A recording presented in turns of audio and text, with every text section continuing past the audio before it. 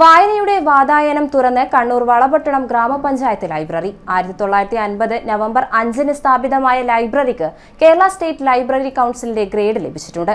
കൂടാതെ മറ്റ് അനേകം പുരസ്കാരങ്ങളും ലൈബ്രറി കരസ്ഥമാക്കി. സോഷ്യൽ മീഡിയ പ്ലാറ്റ്ഫോമുകളിലൂടെയും ലൈബ്രറിയുടെ പ്രവർത്തനം സജീവമാണ്.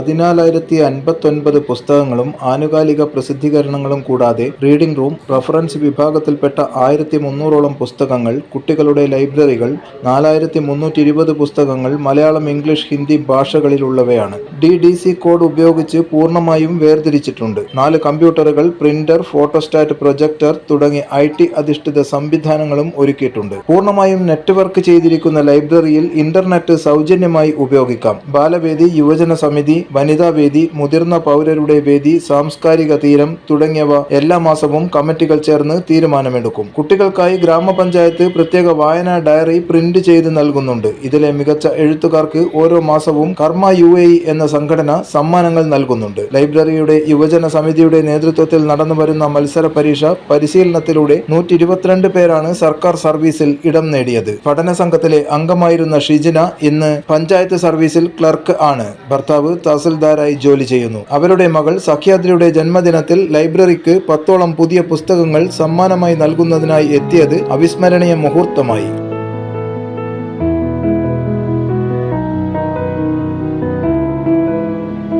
നീണ്ട 27 വർഷം ഒമാനിൽ ജീവിച്ച ആളാണ് നോവലിസ്റ്റ് ഷമീമ വളപട്ടണം. അവർ രചിച്ച തിളച്ചുതൂവിയ ഓർമ്മകൾ, മഞ്ചാടി പെയ്ത മരം, ബുഖറിന്റെ തണലിൽ തുടങ്ങിയ നോവലുകളും ചെറുകഥയും വായനക്കാരെ പിടിച്ചിരുത്തുന്നതാണ്. എഴുത്തിന് എല്ലാ അർത്ഥത്തിലും പ്രചോദനമായത് തന്റെ ഭർത്താവാണെന്നും അവർ പറയുന്നു.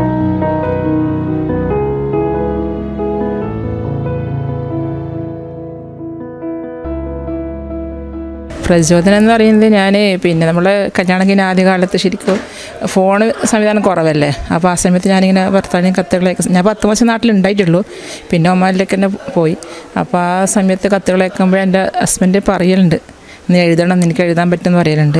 അങ്ങനെ മസ്കത്തിലെത്തി കുറേ വർഷങ്ങൾ കഴിഞ്ഞപ്പോൾ പിന്നെ അവിടെ നിന്ന് ഹസ്ബൻഡിൻ്റെ ചില സുഹൃത്തുക്കളൊക്കെ ചേർന്നവർ കഴിയത്ത് മാസിക ഇറക്കിയിരുന്നു. അപ്പോൾ ഞാൻ ആ ഫസ്റ്റ് എഴുതി കൊടുത്തൊരു ലേഖനമാണ്. അത് ഹസ്ബൻഡ് പറഞ്ഞിട്ട് തന്നെയാണ് എഴുതി കൊടുത്തത്.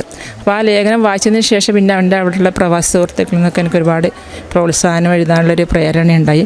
അങ്ങനെയാണ് ഞാൻ ആദ്യത്തെ ചെറുകഥ എഴുതുന്നത്. അല്ല, ഫസ്റ്റ് ഇത് ഞാൻ അനുഭവക്കുറിപ്പാണ്. എൻ്റെ ഫസ്റ്റ് മസ്കത്തിലേക്കുള്ള ആദ്യത്തെ യാത്രാനുഭവമാണ്. അത് വലിയൊരു അനുഭവമാണ്.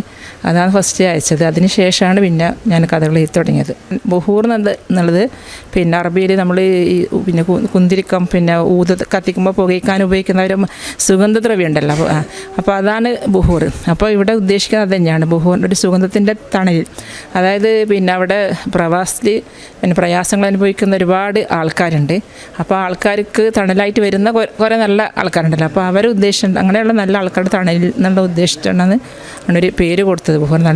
ഇപ്പോൾ 1280ഓളം അംഗങ്ങളുണ്ട് ലൈബ്രറിയിൽ. ലൈബ്രറിയുടെ സോഷ്യൽ മീഡിയ പ്ലാറ്റ്ഫോമുകളും സജീവമാണ്. അക്ഷരജ്വാല പുരസ്കാരം, കണ്ണൂർ താലൂക്കിലെ മികച്ച ലൈബ്രറിക്കുള്ള പുരസ്കാരം, ഏറ്റവും മികച്ച ബാലവേദിക്കുള്ള കടമ്പേരി സ്മാരക പുരസ്കാരം, കൂടാതെ IFLA വേൾഡ് ലൈബ്രറി മാപ്പിൽ 2021 ഇടം പിടിച്ചു. IFLA Covid time and global library report 2021 ഇന്ത്യയിൽ നിന്നും ഇടം പിടിച്ച 4 ലൈബ്രറികളിൽ ഒന്നാണ് വളപട്ടണം ഗ്രാമപഞ്ചായത്ത് ലൈബ്രറി. കേരളത്തിലെ മുഴുവൻ സമയ ലൈബ്രറിയൻ സേവനം ലഭ്യമായ 69 ലൈബ്രറികളിൽ ഒന്നാണ് വളപട്ടണത്തേത്. ഏറ്റവും മികച്ച ലൈബ്രറിയനാണ് ബിനോയ് മാത്യു. ഇദ്ദേഹം വളപട്ടണം ഗ്രാമപഞ്ചായത്തിന്റെ ലൈബ്രറി ഏറ്റവും നല്ല ലൈബ്രറി എന്ന ഖ്യാതി നേടുന്നതിന് പ്രധാന പങ്കുവഹിച്ചു. ലൈബ്രറികളുടെ പ്രാധാന്യം മുമ്പെന്നും ഇല്ലാത്ത വിധത്തിൽ വളരെയധികം വർദ്ധിച്ചിട്ടുള്ളൊരു കാലഘട്ടത്തിലാണ് നമ്മൾ ജീവിക്കുന്നത്. അതിൻ്റെ ഒരു കാരണം എന്താണെന്ന് വെച്ചാൽ നമ്മളൊരു വിജ്ഞാന സമൂഹത്തിലേക്കാണ് പരിണമിച്ചുകൊണ്ടിരിക്കുന്നത്, മാറിക്കൊണ്ടിരിക്കുന്നത്. ഇപ്പോൾ കേരളം ഒരു വിജ്ഞാന സമ്പദ് വ്യവസ്ഥയിലേക്ക് പോകുന്നു എന്നാണ് പറയുന്നത്. അപ്പോൾ വിജ്ഞാനത്തെ അടിസ്ഥാനമാക്കിക്കൊണ്ടുള്ള പഠനങ്ങളും പരിപാടികളും അന്വേഷണങ്ങളും വളരെയധികം വർദ്ധിച്ചുകൊണ്ടിരിക്കുന്ന ഒരു കാലമാണ്.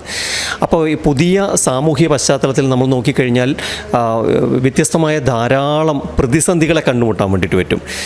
മനുഷ്യരുടെ ഒറ്റപ്പെടൽ, സാംസ്കാരികവും ആയ മുന്നേറ്റത്തിൻ്റെ ആവശ്യകത, ഇതൊക്കെ നമ്മുടെ പുതിയ കാലഘട്ടം പിന്നെ ആഗ്രഹിക്കുന്ന കാര്യങ്ങളാണ്.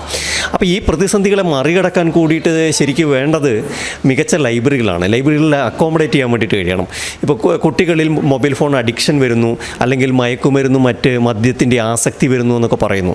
ശരിക്കും മനുഷ്യന് അവൻ്റെ ഏറ്റവും വലിയ പിന്നെ അവനോ അവൾക്കോ ഏറ്റവും മികച്ച സന്തോഷത്തിൻ്റെ ഇടങ്ങളുണ്ടാവണം. ആ ഇടങ്ങൾക്ക് വേണ്ടിയിട്ട് ലൈബ്രറി കേവലം പുസ്തകങ്ങൾ കൊടുക്കുകയും വാങ്ങുകയും ചെയ്യുന്ന സ്ഥലം മാത്രമല്ല, അതിനു പകരം പിന്നെ എല്ലാ തരത്തിലുള്ള ആവിഷ്കാരങ്ങളുടെ ഒരു ഇടമായിട്ട് കൂടിയിട്ട് ലൈബ്രറിക്ക് മാറാൻ വേണ്ടിയിട്ട് പറ്റും. ALA best young librarian award 2019, international network of emerging library innovation fellowship 2019-21, SSKയുടെ മികവ് പുരസ്കാരം 2022, GV ബുക്സ് പുരസ്കാരം 2023 തുടങ്ങി ഒട്ടേറെ അവാർഡുകൾ ലൈബ്രറി കരസ്ഥമാക്കിയിട്ടുണ്ട്. വളപട്ടണം ഗ്രാമപഞ്ചായത്ത് ലൈബ്രറി വായനയുടെ വിശാലമായ ലോകത്തേക്ക് യാത്ര തുടരുകയാണ്. News desk, city news.